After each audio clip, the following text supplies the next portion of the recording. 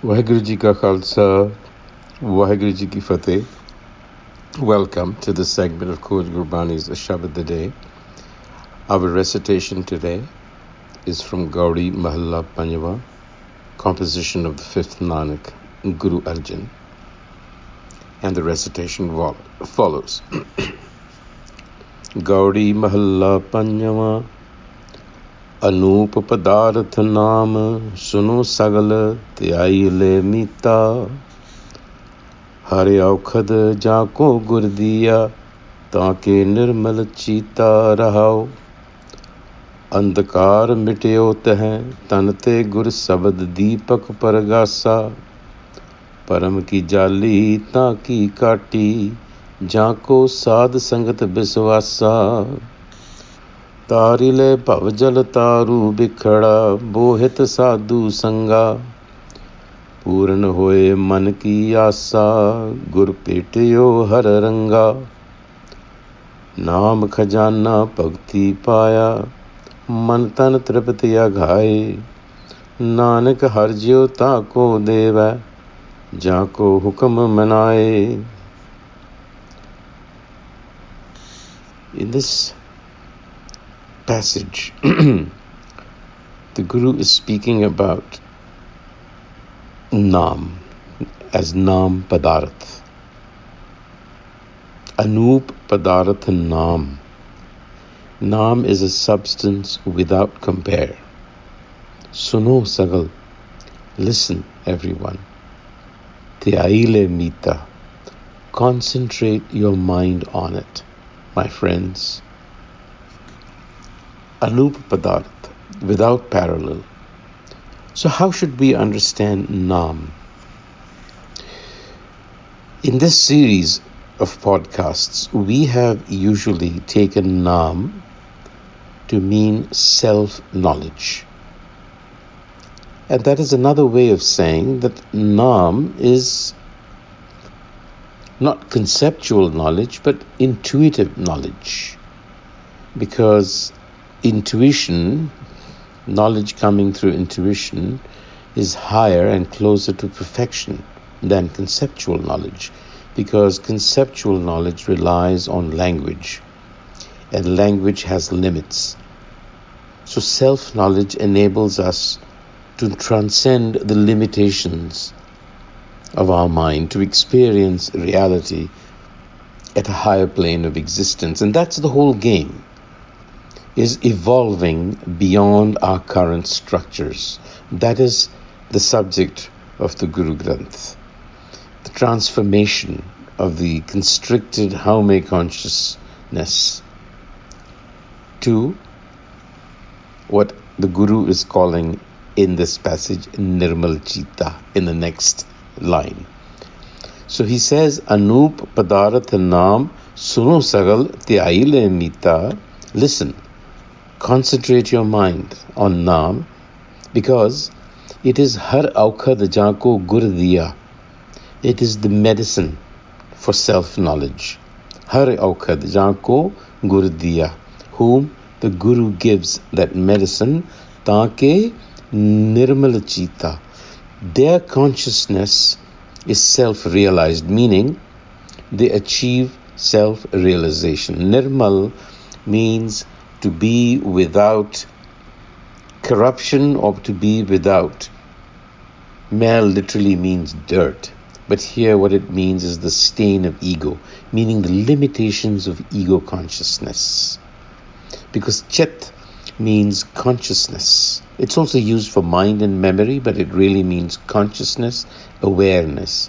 So in this context here, Nirmal Chita is a state of perfected awareness or pure cosmic consciousness, where the stain of the ego has been removed. So to put it in another way, where the endless modifications of the mind, the thoughts, the concepts that keep haranguing us, have ceased, and a new kind of awareness, consciousness emerges. It is of a different quality. It is not an extension in the sense of expansion, but expansion in terms of another quality of consciousness. And the Guru says, this is how Nirmal Chitta begins to emerge.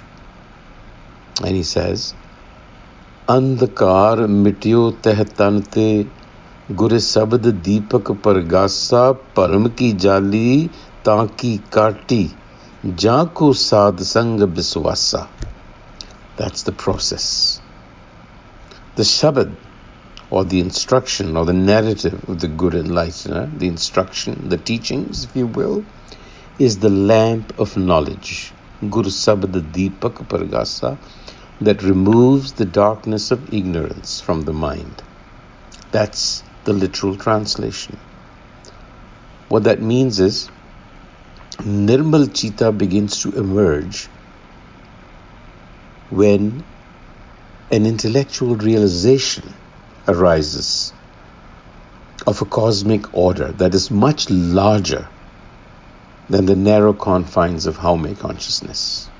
You see, when we begin to go past self-consciousness to a collective consciousness, when you become aware of a natural order, Param ki jali taaki kaati jaako sad sangat viswasa, the company of evolved individuals develops a conviction, a faith that cuts away at the web of illusion.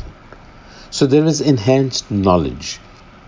That lamp of light, of knowledge, sheds light on the mind, and it sees its own self-created cobweb of illusions. And that clarity brings with it a quickening sense of morality, a conviction or faith that comes with it. And that is how to negotiate the voyage of life. Tarile pavjal taru bikhada bohit sadhu sangha. The company, association of the Gur is the boat. It signifies that the teachings of the Gur act as a guide through the voyage of life, which is likened to a dreadful sea that is difficult to swim, pavjal. But when this knowledge emerges, Puran hoye man ki asa gur petyo har ranga. Meeting the Guru Enlightener, the heart self is experienced and the mind is fulfilled. What does that mean? It means that when we embrace the teachings of the Guru, spiritual wisdom, it means entering the realm of ideas of a higher order, not ordinarily available in our day-to-day Haume consciousness. To see the pattern of existence from a different perspective altogether. So, har ranga, har, one meaning of har is the one that snatches away, literally takes away, har lena. The implication being that the one who snatches away our ignorance and places us on a new stage, a ranga of experience. A ranga has many connotations. One of them is an arena of experience, and it's used quite commonly for any kind of stage. But here it is the world stage. So it places us at a different level on that stage. So you see the world play from a completely different angle. And the Guru concludes by telling us that Naam khajana bhakti paya, man tan tripati agai. Devotion, bhakti paya, leads to the treasure of self-knowledge. Because the cravings of the body and mind, these are all conceptual things. These are all in the mind. They get satiated. You're fulfilled. And so Nanak proclaims, Nanak har jiyo taako deva jaako hukam manaye. The self reveals itself to those beings who are inspired to live in harmony with the natural order. Only when one becomes conscious of a cosmic order to which one belongs can the journey or voyage of transformation begin. On that note, until the next time, Vaheguru Ji Ka Khalsa, Waheguru ji Ki Fateh.